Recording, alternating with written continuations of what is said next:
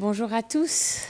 Hello, good afternoon, dear friends, dear Shirin Ebadi, dear Don Engel, dear authorities from our 4 universities, ULB, UCL, VUB, and KUL. We're very, very happy to start this 3rd session of our seminar series of the Chaire Démocratie, Culture et Engagement, the Democracy, Cultures and Action Fund of the University of Louvain. I am Isabelle Ferreras, I'm the coordinator of the fund, and I am thrilled to open this afternoon together. So thank you very much for having come, for making room in your brain to think about those very important stakes that we are trying to bring some light and some energy about. Our program is going to be divided in 2 parts, as you know. Oh yes, I should remind you to turn off your cell phone. So we are going to have a first part, which is really an integral part of our seminar work. And through that part, we're going to hear from Shirin Ebadi herself, from Alexis de Soave, the president of the Human Rights League, and from Philippe Enspens from Amnesty International, who's going to arrive in a few minutes. We're going to hear from them about what they think are critical challenges that we face as civil society in order to nurture a culture of peace. Because we spent this year at the fund our first 2 sessions in this seminar series on working on violence and non-violence. And one of our conclusions, or momentarily conclusions, is that we need to also engage with the constructive dimension of then, if we want to our societies to get off the trap of violence, then we need to engage with thinking about a culture of peace, or what can temporarily be called a culture of peace. Because that's part of the difficulty. It's to find the proper words, the proper definitions to think about those stakes. So that's going to be our first part. And of course, we could listen to these 3 leaders for hours, but it's going to be short, because there will be a second part during which we are going to welcome our students, so the students from the 4 universities who have been trained today to become Peacejam mentors, to be the mentors of the youth coming from high schools across Belgium, who are going to spend this weekend, tomorrow and Sunday with Shirin Ebadi, learning from Shirin Ebadi, but also teaching her probably also many things, many experience they have, and why they want, as Europeans, as young people living here in Belgium, they want to engage, they feel the call to be engaged with nurturing a culture of peace. There were so many things I had on my paper I thought I should say, but I'm gonna stop here without further ado, so that we can then now open the floor to Shirin Ebadi to listen to what she thinks are a few critical challenges that the civil society face in trying to nurture a culture of peace. Thank you very much.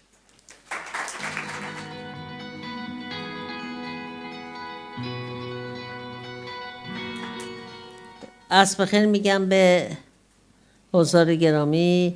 مرسی از اینکه آمدین اینجا.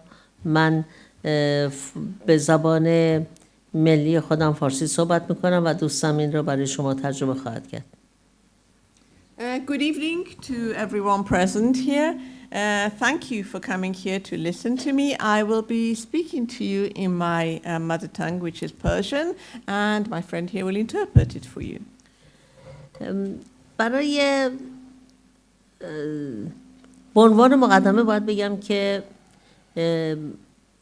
مهاجرین آیا می توانند در اروپا فرصتی باشند برای توسعه و یا اینکه تهدیدی برای امنیت.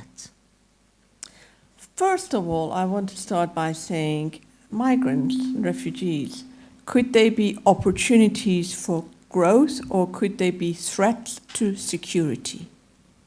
این سوال مخصوصا این روزها اهمیت بیشتری داره برای اینکه میبینیم که تعداد زیادی از پناهنده های خاورمیانه و شمال آفریقا آمدن به اروپا. This is a question that has become very important in today's world because, as we have all witnessed, a large number of refugees, especially from the Middle East and North Africa, have arrived in Europe. در اروپا می‌بینیم که برخی از سیاستمداران از کشیدن دیوار و بستن مرزها صحبت می‌کنند. We see that in Europe there are politicians who speak about building walls and closing borders. و حتی برخی از کشورهایی که عضو اتحادیه اروپا هستند برخلاف تصمیمی که گرفته شده حتی حاضر نشدن که دیگه کسی رو قبول کنن. مثلا لهستان کاملا مرزاشو بسته. And some countries who are members of the European Union, although they had all agreed to take in their quotas of refugees, some have refused to do so, such as Hungary, that they closed their borders to refugees. و البته احساس مردم اروپا نسبت به مهاجرین و کسانی که به اروپا آمدن واقعا این نیست، برای اینکه در فیلم ها و در عکس ها میبینیم که چطور اینها به مردم اروپایی به کمپ ها میرن و کمک میکنن. Of course, in general, this is not the sentiment of the people in Europe because we've seen in films and news footage how European people have welcomed refugees and have gone to camps, refugee camps, to give any assistance they can. برخی از سیاستمدارا از ساختن دیوار صحبت میکنن و جامعه مدنی از ساختن پل. While politicians, or some of them, are speaking about building walls, the civil society is talking about building bridges. آیا فواید ساختن دیوار چیه؟ Now, what are the benefits of a wall? ما دیدیم که دیوار برلین رو در همین اروپا ساختند و با چه دقتی نگهداریش میکردن، ولی که این دیوار ظرف مدتی کمتر از 24 ساعت به دست مردم سرنگون شد. We've seen, most of us, how the Berlin Wall was built and it was maintained for many years and how practically overnight it was crushed by the people. و این سرنوشت هر دیواریه که ساخته میشه. And that is the fate of any wall that they erect. بستن مرزها فایده نداره. Closure of borders is of no use. اونایی که بخواهند خودشون رو به اروپا میرسونن. Those who are resolved to make it to Europe will do so irrespective of the walls. پس اینجا یه سوال اصلی پیش میاد، ما چرا از این نیروی مفیدی که وارد اروپا میشه استفاده نمی کنیم برای توسعه اقتصادی؟ So the question that arises is, why aren't we actually taking advantage of this force that has entered Europe for economic growth? جمعیت اروپا داره پیر میشه و احتیاج به جمعیت جوان داره. The population in Europe is getting older and it's dwindling and they need new blood. کسانی که به اروپا میان اگر ما امکانات کافی رو در اختیارشون بگذاریم مسلماً میتوانن شهروندان مفیدی برای شما باشن. Those refugees who come to Europe, I'm sure if you provide them with all the necessary facilities, they could be very good citizens for you. در درجه اول بایستی به اینها یعنی کمک کنیم که زبان کشوری که وارد شدن به خوبی یاد بگیرن. In the first place, we have to ensure that they learn the language of the host countries. تفاوت فرهنگی رو احترام بگذاریم و در این حال یادشون بدیم که در اروپا فرهنگ چطور با فرهنگ ملی اونا فرق میکنه. While we have to respect different cultures, we have to teach these newcomers that the European culture is different from theirs. و اینها مسلما وقتی که تفاوت فرهنگ یعنی فرهنگ اروپایی رو یاد بگیرن و ضمناً ببینن که به فرهنگ ملی اونا احترام گذاشته میشه تفاهم بیشتری میگیرن. And there's no doubt that there'll be greater understanding once these refugees learn about your culture, and at the same time they notice how you're respecting their own cultures as well. اما این کار چه کسی باید بکنه؟ But who should do this? متاسفانه می‌بینیم که سیاستمدارا به هیچ وجه علاقه به انجام این نوع عملیات ندارن. Sadly, we see that politicians have no interest whatsoever in realizing this deed. و اونا بیشتر سعی میکنن روی مهاجرین چشمشون رو ببندن. And they are turning the blind eye to the refugees, in fact. و نادیده گرفتن مهاجرین باعث میشه که اونها هم خودشون رو ایزوله ببینن و تبدیل کاستایی رو بدن که میتواند منجر به ایجاد خشونت در جامعه بشه. And by ignoring these refugees, they will actually start to pose threats, and they feel isolated at the same time. من بسیار متاسفم از فجایع دردناکی که در این کشور اتفاق افتاد. I'm very sorry about all the tragic terror acts that you've had in your country. اما وقتی که شما نگاه میکنید میبینید که خیلی از اینها به وسیله کسانی ارتکاب شد که در این کشور در اروپا به دنیا آمده بودن، پاسپورت اروپایی داشتن. But when you look at the perpetrators of these terror acts, you will see that the majority of them were actually born in Europe and they had European passports. هدف من به هیچ وجه حمایت از اقدامات خشن تروریستی نیست. First of all, let me clarify that I am by no means supporting any acts of terror. اما وقتی که یک اتفاقی میفته ما بایستی علل اون رو هم بررسی بکنیم و علت یه چنین حادثه این است که اینها سالیان سال نادیده گرفته شدن. But when such incidents happen, we also have to look at the causes of these incidents. And one is that for years, these people, although born in Europe and raised in Europe, were neglected. کسی که به اروپا میاد فقط یک سقف بالای سرش و یک غذایی برای خوردن نمیخواد. When a refugee comes to Europe, they're not merely seeking a roof over their head and food on their table. اون احترام هم میخواد. They also need respect. اون لبخند شما رو هم میخواد. They would also like you to smile at them. خیلی از جوانانی که به اروپا میان تو مدارس طرد میشن، اینا رو قبول نمیکنن، بچه‌هاشون بازی نمیکنن. Many of these young refugees who come to Europe, when they go to school, they are isolated. Other kids don't play with them. این نقش جامعه مدنی اینجاست که اینها رو نزدیک بکنه به اروپایی‌ها. This is where civil society should step in to integrate these people into their respective societies.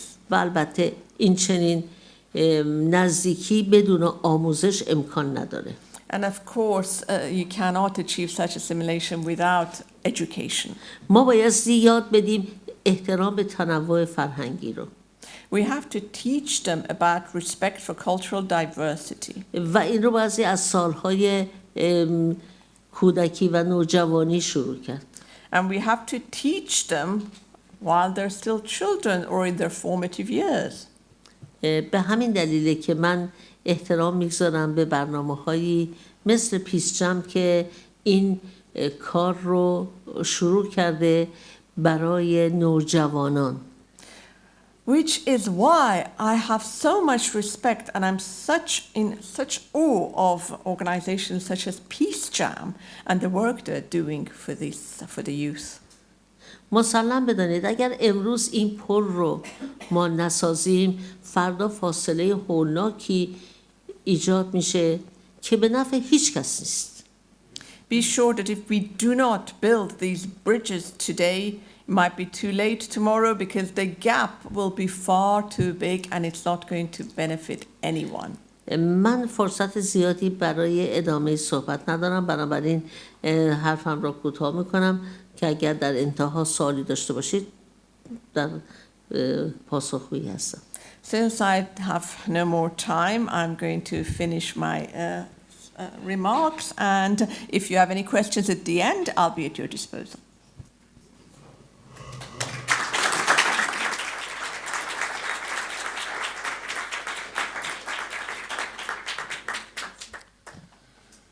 Hello, thank you for the invitation and nice to see everybody today.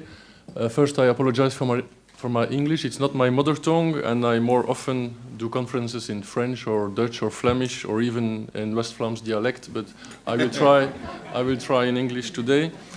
So, I'm since more than 20 years a lawyer at the Brussels bar and still have the conviction that law has to be used to defend the most vulnerable people first. And that's also the purpose of organizations like the Ligue des Droits de l'Homme, the Human Rights League in Belgium, as organization of the civil society in the wide sense of the term. And it's a role of counterpower in a democracy against the public authorities, just like journalists have their role as well, or lawyers, well, human rights organizations as well. And what is important, in fact, for organizations like the Human Rights League, and don't hesitate after the conference to ask me to become a member of the Human Rights League if you want to support us, or if you want to be active yourself for the defense of human rights in Belgium.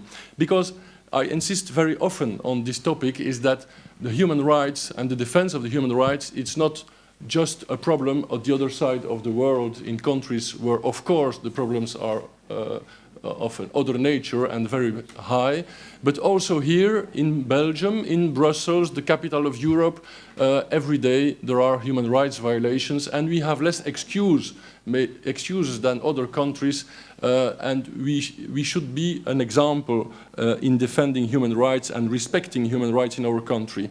And what we want is, in fact, it's very easy. It's a society that respects and that tries to implement the Universal Declaration of Human Rights.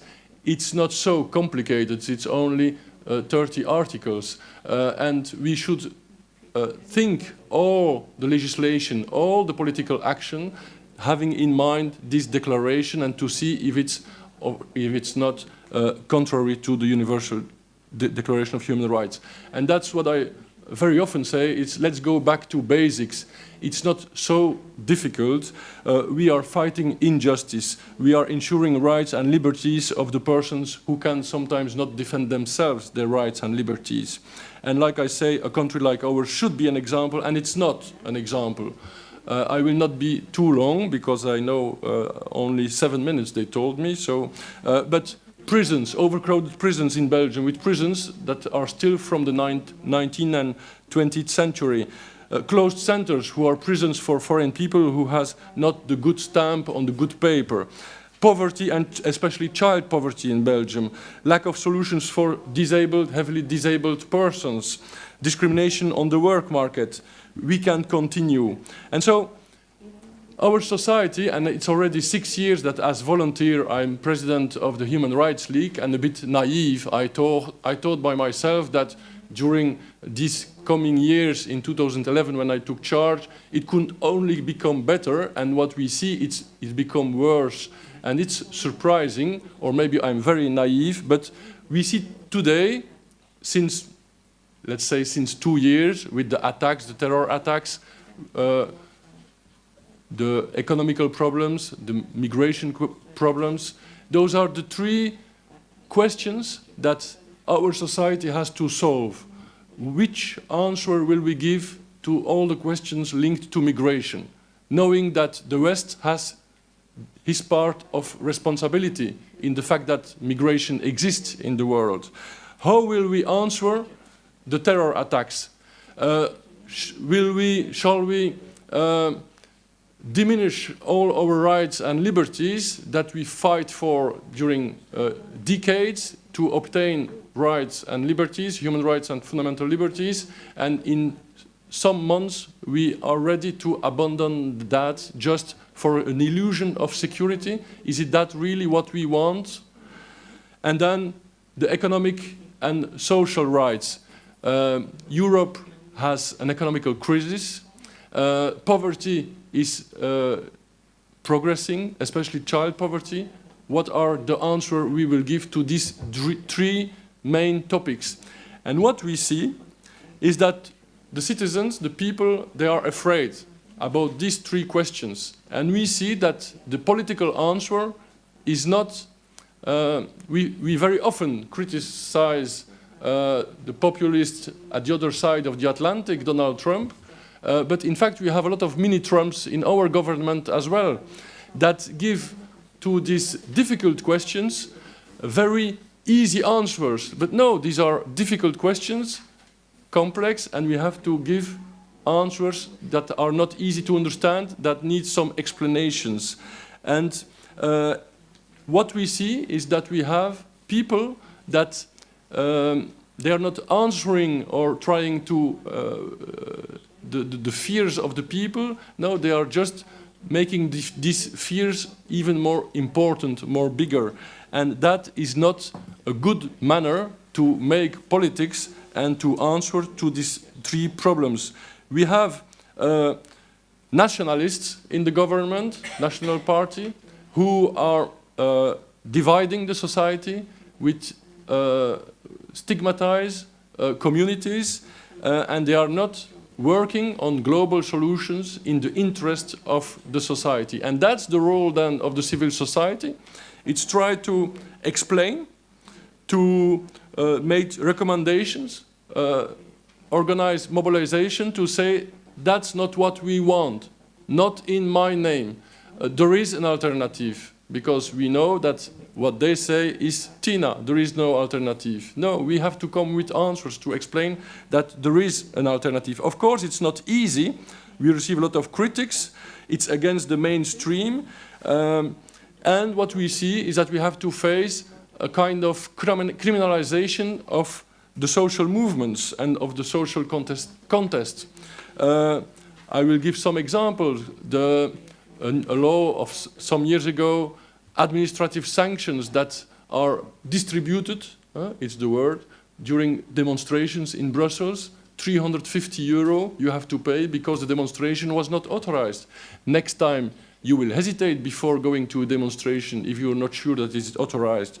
Administrative arrestations, I know what I speak about, and even judicial prosecutions. Yesterday, at the Palace of Justice in Brussels, there was a trial of 6, we call them the 6 heroes, 6 people who, in a plane, stand up when they were, it was the expulsion of a Cameroonian citizen who was a refugee, but refused refugee, and he was treated like an animal by the police, and 6 people, and in fact more people in the plane stand up to say, we don't accept how you treat this man, and the expulsion could not happen.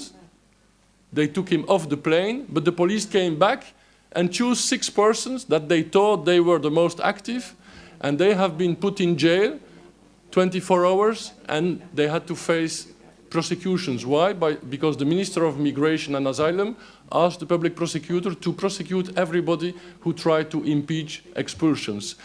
And there was a trial yesterday.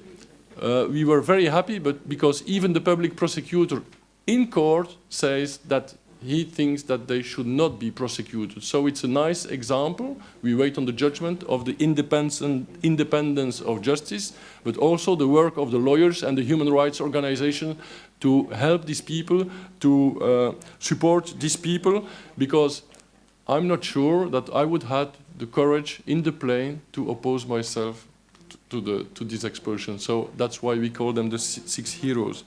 And we also have to use the tools we have, and law is one of the tools. And so when we have a government that voted laws that are against the human rights, well, we have to contest these laws in front of the Constitutional Court, try to obtain that in justice we can change the laws. But this is not easy, ask some financial means and a lot of time. And I have not a lot of time left.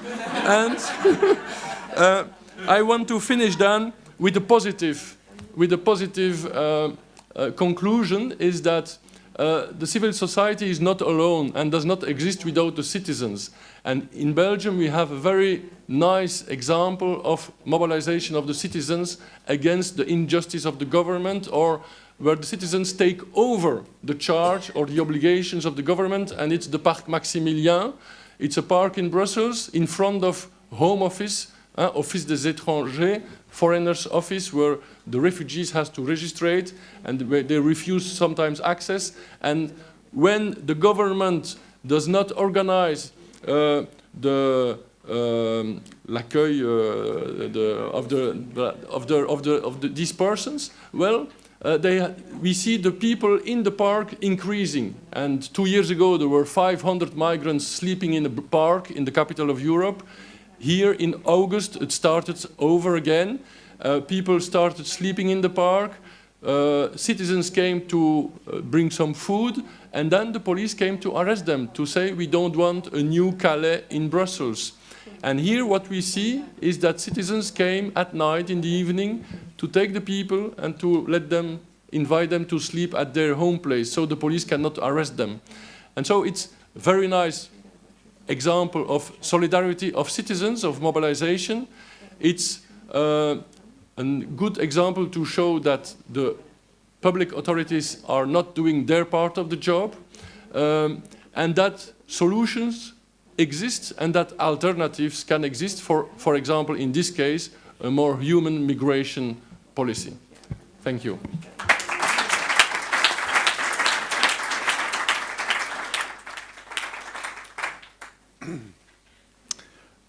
Hello. Never talk about after him. Don't have time anymore. So I'm Philippe Hensmans, the director of the Belgian section of Amnesty International. Well, a few challenges and ideas that I put on paper, and I'm a bit late because I was talking before coming here with the chair of a political party here, talking about the selling of arms to Saudi Arabia. And selling arms to a war criminal is interesting. And it's completely contradictory with the law, the law of the region. But nevertheless, nobody's talking about that, everybody's talking about Europe. Europe is always the same thing. When things are not working well, it's because of Europe. When things are going well, it's because of us. So, nevertheless, the challenges, I think one of the big challenges is the real politics at the top, really, for the moment. We are in the middle of something completely cynical as a policy, internal and external. And you said a lot of things about the internal stuff, so I won't go too much in there. But it's not only the politicians, it's also citizens now. I can give you one example, talking about death penalty for terrorists on the social networks. I was, well, joking in a way, saying that if you want to punish a terrorist now, you got to pull all the pieces back because he exploded himself. And I said, we're not talking about terrorists, we're talking about their family. So we want to execute the family as a punishment. I never saw that before. That's really the top of the cynical thinking and the disappearance of values. But it's also because of our politicians are working the same way. I mean, if you look at the way we are now working with Turkey, saying Turkey is not a democracy, I think that's quite obvious. And I know what I'm talking about because my colleague has been in jail for 4 months, and now she's been released. But the president of Amnesty International in Turkey is still in jail only for his thinking and in his activist activities. And but we are paying for 3-4 billion euros to get all these refugees there. We don't mind about the situation of human rights in the country. The most important stuff is that they keep the refugees for us.